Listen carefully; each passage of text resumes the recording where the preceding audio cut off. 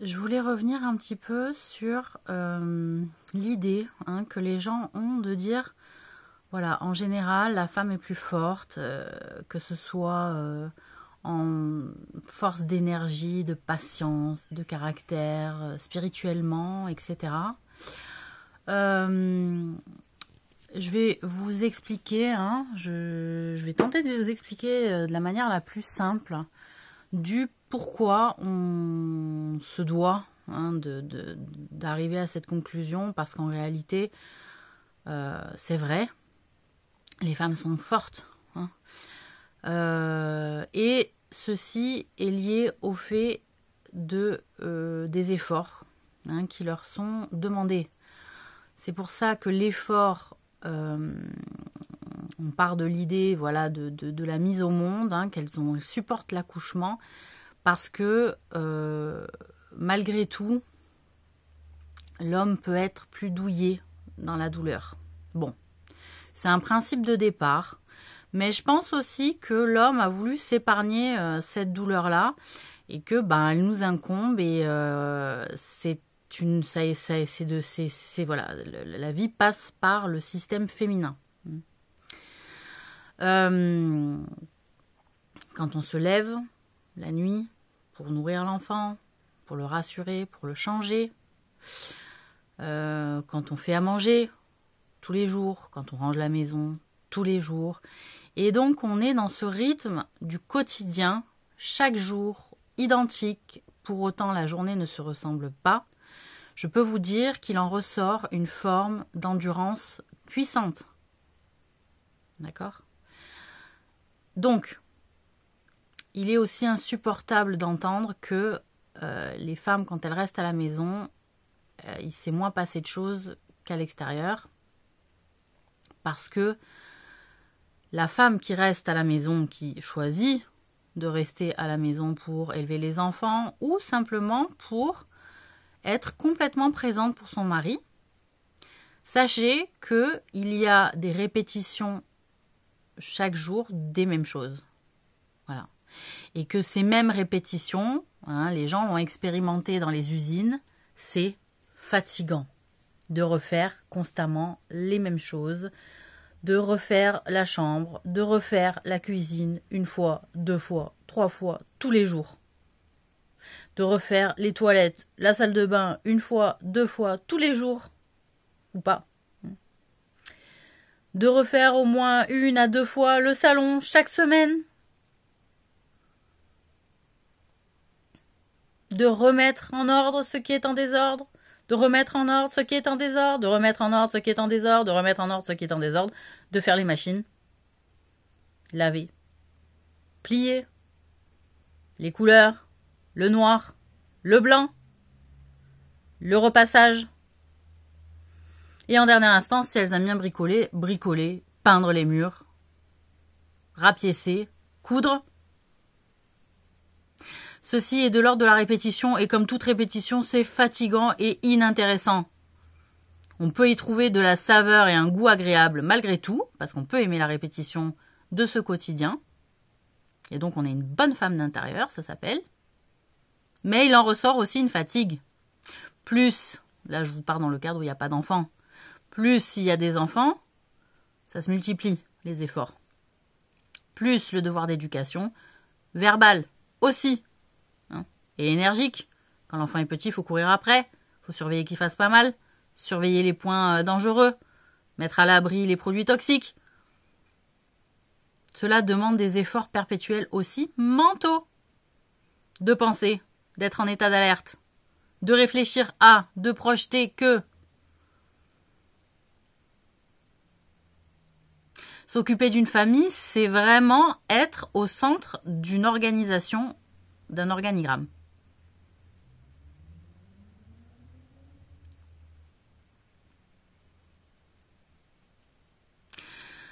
Quand on est au centre d'une organisation, on est responsable, et avoir des responsabilités, c'est fatigant. Quelle qu'elle soit. Donc je ne veux plus entendre un seul mari dire de la femme, ouais c'est bon, elle reste à la maison, elle est protégée, gna gna gna gna gna gna. Si le boulot est fait, quand vous rentrez, que c'est propre, qu'il y a à manger, Ah, je ne veux pas entendre d'hypocrisie là-dessus. Vous êtes le mari. Ne bavez pas sur votre propre femme. Elle compte sur vous, et ça lui ferait grandement de la peine.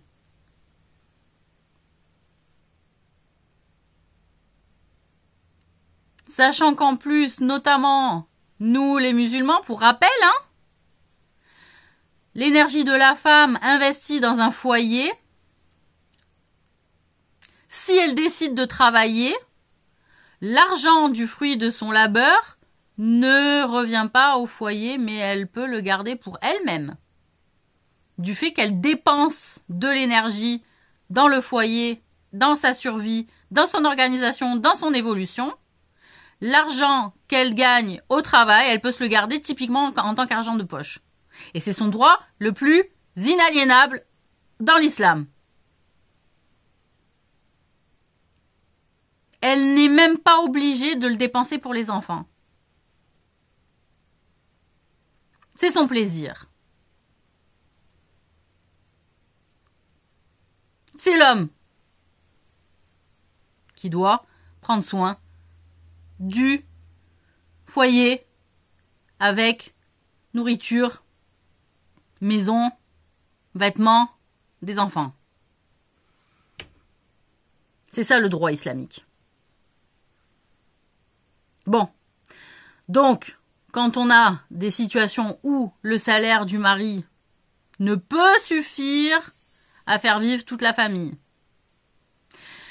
et donc il ne peut même pas en tirer des récréations, lui, le mari, qui sort aussi à l'extérieur et que sa journée est fatigante, et qu'il produit des efforts. Parce qu'en réalité, la force qu'on déploie dans son quotidien, qu'on soit homme ou femme, par les apprentissages qui nous incombent pour vivre, survivre. J'invite d'ailleurs tout homme à savoir faire à manger pour sa propre survie, à savoir laver son linge pour sa propre survie, à savoir faire le ménage pour sa propre survie.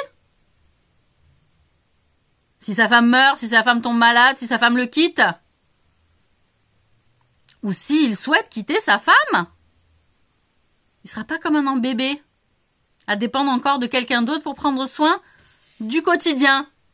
La personne qu'il va choisir dépendra seulement des sentiments qu'il a envers elle, et pas de sa capacité à faire le ménage comme il veut, ou de faire à manger comme il veut, puisque, a priori, il en serait capable de faire à manger comme il veut, lui, pour lui-même, pour sa propre survie. Et donc, en réalité, c'est faux, ce postulat que les femmes seraient plus fortes spirituellement. Pas du tout. C'est juste qu'on leur laisse faire plus d'efforts et que donc elles sont plus fortes. Mais les hommes sont aussi forts spirituellement. Et ça se voit dans le combat, ça se voit dans leur solidarité. Ça se voit dans leur endurance à endurer des épreuves compliquées, où la femme parfois est affaiblie, parce que c'est pas le type d'épreuve auquel elle s'attendait, ou pas faite pour elle. Et donc l'homme est en soutien par rapport à ça. Et donc il lui faut une foi ferme, spirituelle, et être un vrai guide et un vrai tuteur pour sa femme, pour l'élever dans l'endurance de l'effort. Ça s'est vu, ça aussi.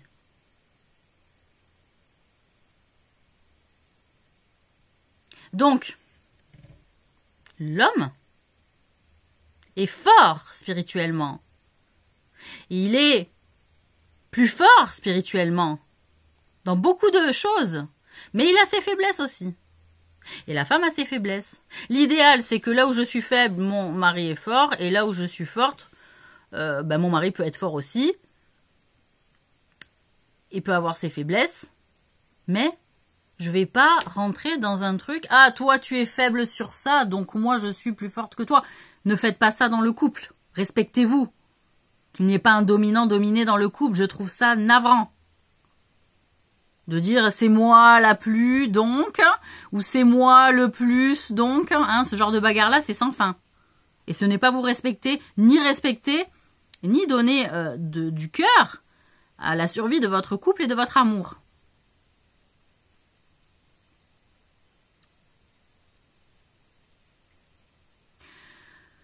Donc, pour moi, les femmes et les hommes sont aussi forts spirituellement les uns et les autres. Ils sont pas aussi forts, pareil, physiquement, mais en usant de bonnes stratégies de combat, on a pu voir qu'une femme pouvait battre un homme. Mais c'est aussi sa capacité à rebondir et sa capacité de stratégie. On a vu que les hommes, forcément, ne sont pas forcément plus intelligentes que les femmes en termes de stratégie. L'homme utilise souvent les stratégies de face et la femme, bon, la stratégie de face étant prise, c'est par derrière.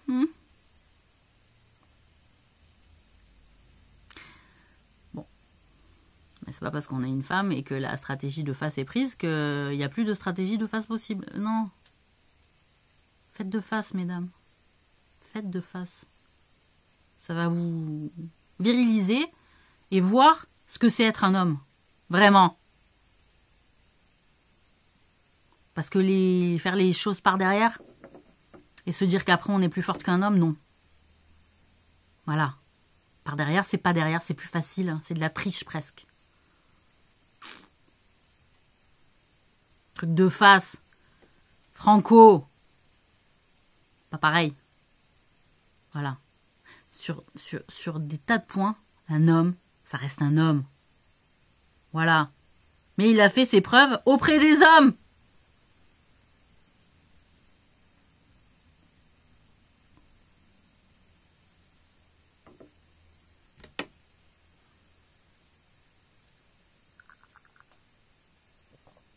Il a fait ses preuves auprès de ses pairs qui ont dit « T'es un vrai homme. » Voilà.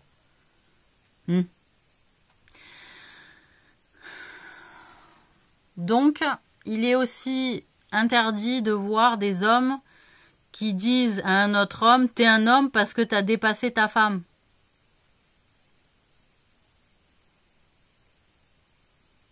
Non, c'est pas ça être un homme. Hein.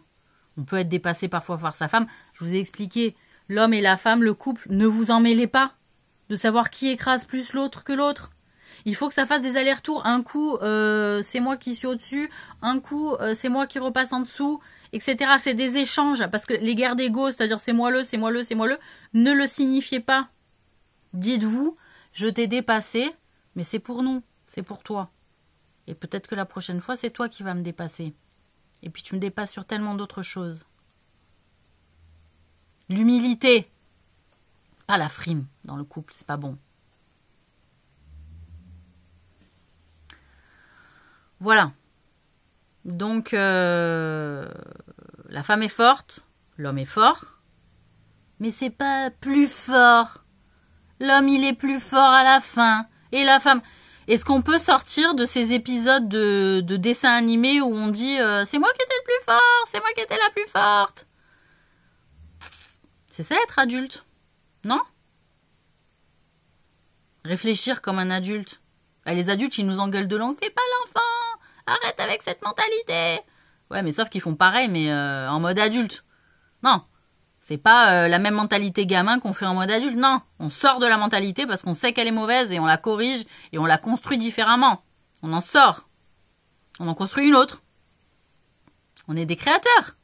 Aussi. On n'est pas le créateur, mais on est aussi des créateurs. Mais il faut raisonner.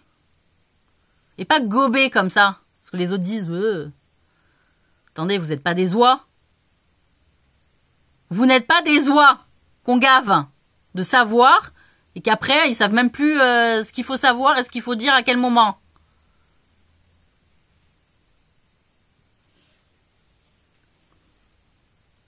Donc voilà, hein, la science du foie gras, 5 minutes, mais c'est de manière exceptionnelle.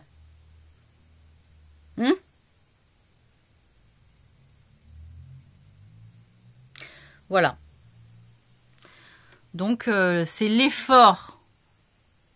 Voyez les gens qui ne font jamais d'effort, ils ont toujours besoin des autres pour faire après. Ils sont tout perdus, tout paumés parce qu'ils font pas l'effort. Et ils n'ont pas les clés de leur destin. Voilà. sont ni forts physiquement, ni forts mentalement, ni forts en termes identitaires, ni forts parce qu'ils remettent toujours à tout au lendemain, parce qu'ils font faire par d'autres, ou parce qu'ils ont toujours besoin d'aide par d'autres. Faites les choses seuls, vous allez devenir forts. Voilà. Arrêtez de toujours attendre parce que ça fait mal au ventre. Ouais, ça fait mal au ventre, ouais. Quand tu dépasses ton mal au ventre, t'auras toujours mal au ventre. Mais moins mal. Et ça va pas t'empêcher de vivre. Et une fois que ce sera fait, le mal au ventre, il va partir. Il va dire, ça y est, c'est fait. Mais pour des petites choses, les gens, ils stressent. Truc de papier, truc d'entreprise, truc d'administration, truc de métier. Eh ben oui, mais si tu assumes pas ta propre force, si tu lui donnes pas d'énergie à ta force, il y aura pas de particules. Tes particules, elles vont pas te soutenir. Il y aura de l'air comme ça, vidé. Donc il faut se la créer, son énergie qui te renforce. Si tu ne la crées pas, elle va partir ailleurs. Parce qu'elle va pas reconnaître le maître de l'énergie. C'est-à-dire, il y a une énergie, mais il est où le maître? Il n'y a pas de maître, il n'y a pas de domination là sur ces particules-là. Ça, donc toutes les particules, elles se cassent, elles vont voir ailleurs si elles trouvent un truc plus fort pour les solidariser, pour les souder, pour les lier.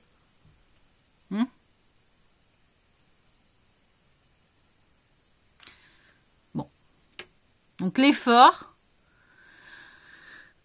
c'est ce qui vous donne de la force. Voilà, donc quand vous élevez des gosses et des adolescents et que vous ne leur demandez jamais d'effort et que vous les servez toujours aux petits oignons, c'est pas les rendre forts.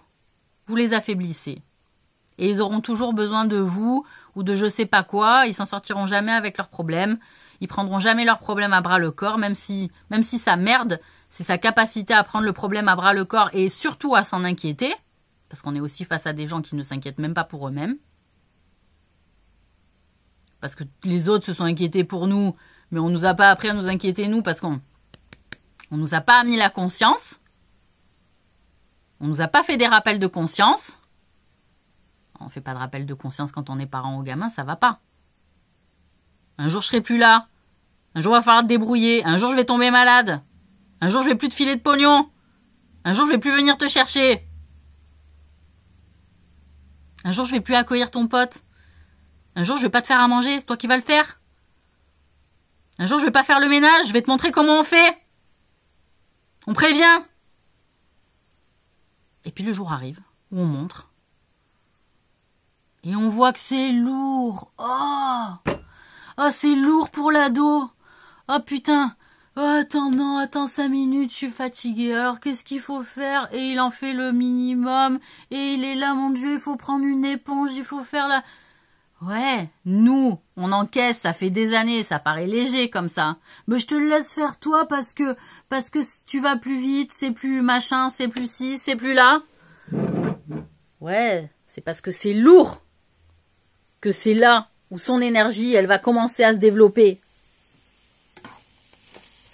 Hein? Au début, c'est toujours plus lourd les énergies. Quand on sort de l'œuf, là, qu'on est petit, quand on nous demande déjà des efforts, les énergies, elles sont lourdes. Je suis petit. Alors, il y a des petits, ils ont envie de faire. Donc là, il faut les prendre à cet âge-là, hein, quand ils ont envie de faire, qu'ils n'ont pas envie de rester dans l'inertie, rien faire. Je m'ennuie. Attends, tiens, tu vas m'aider. Voilà, prenez les petits qui viennent vers vous. Je m'ennuie, je sais pas quoi faire. Tu veux pas aller jouer? Non, tu veux pas. Allez, viens, je te donne un truc à faire. Allez, viens. Alors, vas-y, attends. Tiens, tu vas m'aider à écosser les haricots.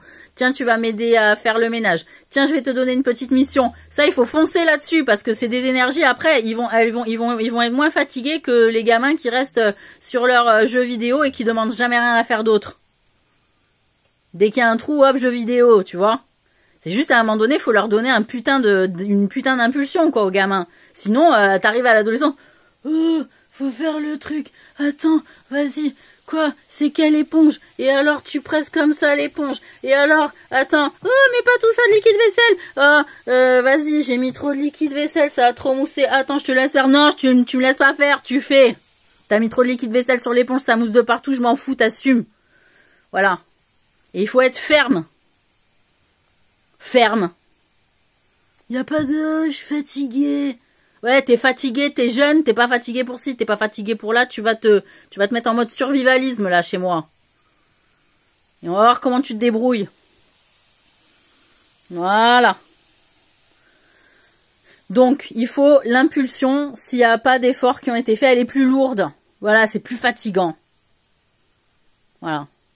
Donc, il faut les pousser à cet âge-là. Ça n'a pas été fait avant. Parce que ça peut commencer à la préadolescence aussi. C'est encore léger.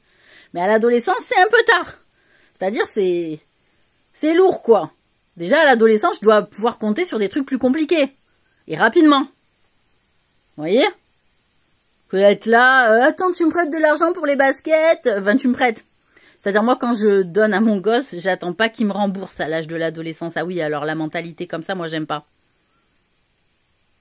Mon gamin, il a besoin de baskets, je lui donne de l'argent. Voilà, c'est pour lui. Je vais pas le faire rembourser sur un truc où il est pas en âge de travailler. Franchement. Il va chercher où l'argent pour me rembourser, là, compte Vorace? Dans le deal?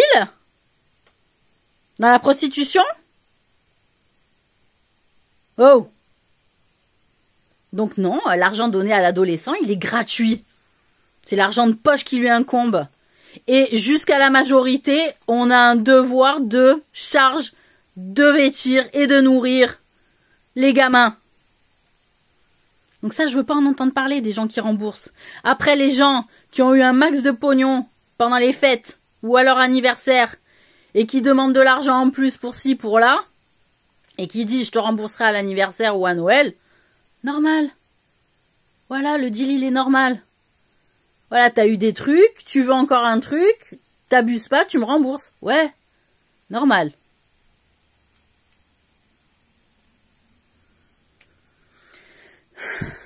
Mais voilà, il faut leur expliquer que le monde, c'est pas que avoir.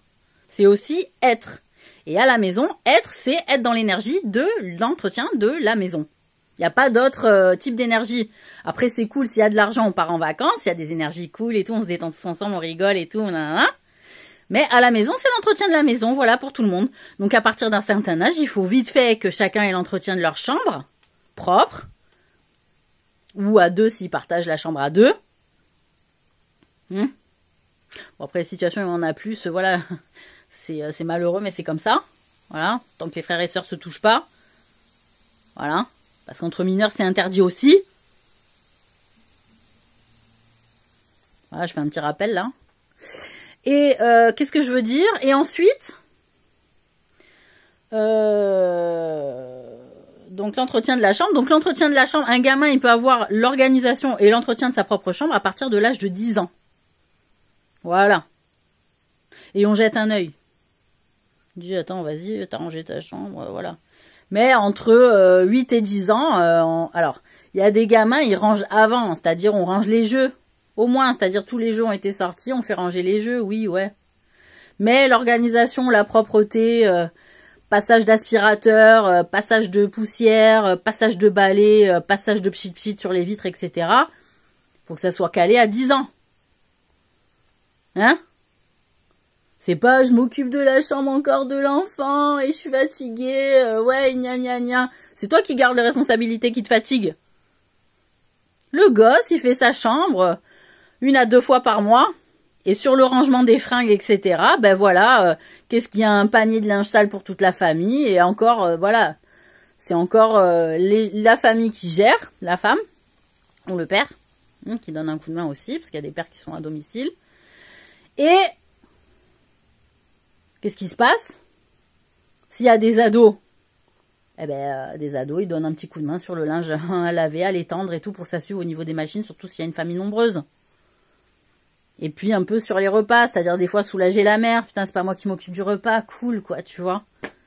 Voilà, comme ça que ça doit tourner une maison. Voilà, tiens, il y a 2 ados là, ils ont fait le repas. Des fois, t'as un ado et un pré-ado, ils font le repas à 2. Ouh, cool. Bah, c'est pas extraordinaire, mais ils se sont entraînés, ils ont fait. C'est comme ça que ça commence, de donner le goût à la cuisine. Aux gens. Voilà, de dire, je laisse la place, je suis pas toute puissante, moi, mère, dans la famille, qui laisse jamais la place aux gosses, pour expliquer que je suis la meilleure mère, que tout est parfait, que tout est bon, et nanana. Sortez de cette toute-puissance-là, les mères, des fois. Vous donnez pas assez de jeux à vos gamins pour qu'après, ils survivent correctement. Voilà.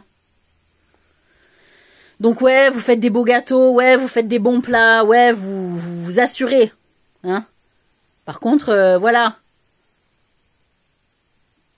Il n'y a pas que le fait de montrer que vous assurez en tant que mère et en tant que femme, en fait. Montrez à vos gosses qu'eux aussi ils vont assurer, que vous allez leur donner de la place pour ça. C'est pas tu le feras chez toi, non, le chez eux, c'est chez vous. C'est chez vous, en premier. C'est chez eux, la maison des parents, hein, aux enfants. C'est chez eux. C'est le premier endroit où c'est à eux, où ils font leur bille. Ils font leur passage. Ils s'entraînent. Donc montrez, apprenez pour ceux qui ont de l'intérêt, même ceux qui n'ont pas forcément d'intérêt, poussez-les à aller voir un peu si, voilà, hein, s'il y a encore un gamin qui a du mal avec les efforts, l'apprendre, les apprentissages, etc., eh ben c'est fatigant. Voilà, parce qu'on se dit, mon Dieu, celui-là, il passe trop de temps devant les jeux vidéo, ou devant le téléphone, ou devant l'ordi, ou devant la télé, et j'arrive rien à en faire. Je suis d'accord. Prenez le téléphone. Bon, dans la chambre, je veux même pas en entendre parler, alors là, je suis ferme là-dessus. Hein. Mais, voilà, s'il y a des heures auxquelles, s'il n'y a pas d'heure organisée de temps de visionnage, de temps de jeu, de temps de trucs, ce qui normalement devrait être fait, on donne des heures de jeu. Dans la semaine, ça suffit. Hein? Dans la semaine, pas quotidienne. Des temps de lecture. Des jours peut-être. Tiens, ce jour-là, hop, c'est bouquin, c'est livre. Après, c'est de la bagarre, hein? Ouais, c'est de la bagarre et il faut gagner. Ouais. Voilà, donc il faut avoir du caractère. Oui, il faut avoir du caractère. Voilà, mais à un moment donné, il faut savoir aussi qu'est-ce qu'il veut le gamin. Est-ce que tu veux partir en société, tu sais que faire ça, là, comme un couillon? Et après, quand tu vas être face à des gens en société, qu'est-ce que tu auras à raconter, qu'est-ce que tu auras à dire? C'est leur faire prendre conscience aussi que la vie, elle va pas s'arrêter à la maison, en fait. Et quelle personne elle va être pour son couple? Quelqu'un comme ça, voilà. Donc, faut ramener de la conscience, c'est du dialogue, c'est de la discussion, et après, Dieu, il aide. Il y a des situations, il y a des événements, il y a des rencontres qui font que ça appuie le discours parental qui est normalement dans le bon sens et dans la bonne guidance pour le gosse. Voilà. Donc, on n'est jamais tout seul. Et puis, généralement, il y a le père. Alors, si le père ne vient pas saboter le travail de la mère en disant « On a organisé des temps d'heures, de trucs, de machin pour que monsieur joue, pour que monsieur regarde la télé, pour que monsieur lise. » Et que l'autre, il a rien suivi comme ça, hein, il a rien suivi, et il est là, il arrive, il fait l'autre, le gamin, ouais papa, c'est bon et tout, je peux te demander, je peux faire ci, je peux faire ça, l'autre qui dit ouais c'est bon. Et là tu te dis, fous de ma gueule, je instaure des règles pour que le wino il soit pas juste teubé, et toi t'arrives, tu sabotes mon travail. Messieurs, quand vous rentrez à la maison, regardez la femme et dites, qu'est-ce que je dis? Parce que le gosse, quand il va voir que le père se réfère à la mère pour dire qu'est-ce que je réponds, ça va le calmer. Il va dire, ah, je peux plus diviser le père et la mère pour avoir un truc à droite et pas un truc à gauche. D'accord? Donc le père, référence mère, épouse, qu'est-ce que je dis? Moi, j'ai dit ça. Pour telle et telle raison. T'es d'accord avec? Ouais. Ben voilà. C'est pas compliqué. Mais il faut communiquer, il faut que le couple communique, il faut que le couple se dise les choses aussi quand ça va pas. Je donne pas un droit alors que l'autre l'a interdit. Et après, en secret, j'essaie de comprendre pourquoi ça a été autorisé, pourquoi ça a été interdit, etc. Mais il faut être aussi capable de pas le dire en secret, ces choses-là. C'est-à-dire devant le gosse, de dire, bon, moi j'ai interdit pour telle raison. Que le gamin, il sente... Hein, ils comprennent qu'il y a une vraie raison, en fait, argumentée de la part du parent, que c'est pas arbitraire. Le gosse déteste quand il a l'impression que ses droits sont bafoués au nom d'un joug arbitraire, en fait. Si le parent est arbitraire sur son gosse sous prétexte que c'est son gosse et que le parent il est chez lui et qu'il fait comme il veut et ci et là, on s'en fout que vous soyez chez vous et que vous soyez arbitraire. Hein? Vous êtes quoi, un petit dictateur à la maison, ça y est, vous êtes content, et les gosses, ils vont s'éloigner de vous, et plus grands, ils vont dire, ouais, tu m'as pas écouté, tu as pas fait attention, des fois j'avais des besoins, tu pensais qu'à tes règles. ou qu'à tes principes. Sachez que vos enfants aussi ont des principes. Des valeurs aussi, qui sont peut-être différentes des vôtres, et c'est peut-être là aussi où il y a un couac. C'est-à-dire vous mettez au monde des gosses, vous avez l'impression de les éduquer dans vos propres valeurs, mais en réalité, eux, non, il y en a d'autres. Avec la fréquentation à l'école, avec la fréquentation des collègues, avec les fréquentations d'autres membres de la famille, il y a des valeurs comme ça, c'est... Il se crée une personnalité à lui propre, une identité à lui propre, ce qui est basique, ça, comme compréhension de l'identité de l'enfant. Donc, les trucs arbitraires, les gosses, ça passe pas. Il faut une explication, il faut un argument pour que ça fasse sens. Quand il n'y a pas de sens, c'est de l'arbitraire. Et arbitraire, ça veut dire dictateur. Hein, nous avons une petite maman dictatrice à la maison et ça fatigue tout le monde. Parce qu'on ne comprend pas pourquoi elle fait les choses à part se satisfaire elle-même. Sinon, elle n'est pas bien, sinon elle est stressée, sinon elle a l'impression de perdre le contrôle. Madame, je vous le dis, vous allez perdre le contrôle en ayant peur de perdre le contrôle. Parce que votre contrôle, c'est pas le contrôle des autres, des uns et des machins. Ils ont leur contrôle à eux, leur méthode. Votre méthode et votre contrôle peut être différent. Parce que alors, va falloir savoir l'analyser. Ça veut dire que vous n'êtes pas forcément à même de comprendre la richesse de l'identité de l'autre qui peuvent vous transformer vous. La relation d'altérité. C'est-à-dire, je te transforme, tu me transformes, je te transforme, tu me transformes. Mais, pour qu'on puisse se transformer l'un et l'autre, il faut se comprendre et comprendre les arguments des uns et des autres. Si l'argument nous a séduit, on peut se laisser changer. Si l'argument n'est pas séduisant, on ne va pas se laisser changer. Vous voyez? Voilà. Donc, vous avez une vision de la vie qui va peut-être être différente de celle de vos gosses. Malheureusement, ne vous vexez pas. Il n'y a pas à se vexer. C'est juste qu'ils ont fait d'autres choix. Ils constatent des choses de vous qui leur conviennent pas ou qui ne leur ressemblent pas.